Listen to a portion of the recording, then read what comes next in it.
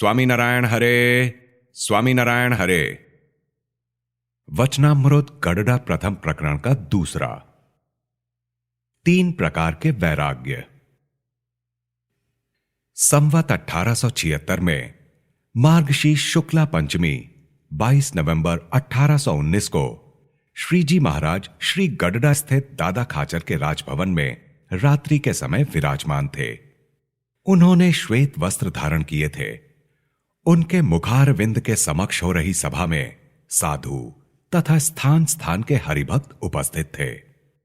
तब मयाराम भट्ट ने श्रीजी महाराज से प्रश्न पूछा कि हे महाराज, उत्तम, मध्यम तथा मंद 3 प्रकार का जो वैराग्य है, उसका पृथक पृथक क्या लक्षण है, कृपया बताइए।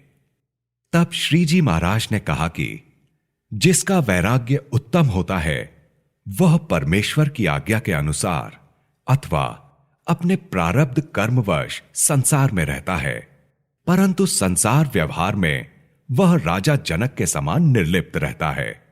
उसे शब्द, स्पर्श, रूप, रस और गंध नामक 5 प्रकार के उत्तम विषय अपने प्रारब्ध के अनुसार प्राप्त होते हैं और वह उन्हें भोगता है, परंतु वह उनमें आसक्त नहीं होता। भोग को वह उदासीनता पूर्वक भोगता है, अतः विषय उसको लिप्त नहीं कर सकते और उसका त्याग मंद नहीं होता। वह तो विषयों में निरंतर दोष ही देखता रहता है तथा विषयों को शत्रु के समान समझता है।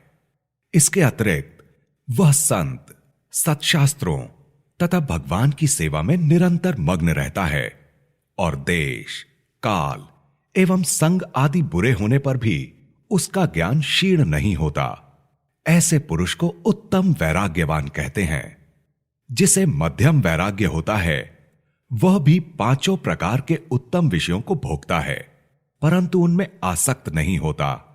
यदि देश, काल और संग आदि बुरे होते हैं तो वह विषयों की आसक्ति में फंस जाता है तथा उसका वैराग्य मंद पड़ जाता है। ऐसे पुरुष को मध्यम वैराग्यवान कहते हैं। जो कनिष्ठ वैराग्यवान होता है उसे सामान्य एवं दोषयुक्त 5 विषय प्राप्त होते हैं, तो वह इनको भोगने पर भी आसक्त नहीं होता।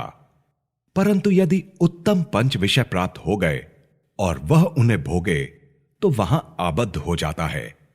ऐसे पुरुष को मंद वैराग्यवान कहते हैं। इति वचनामृतम।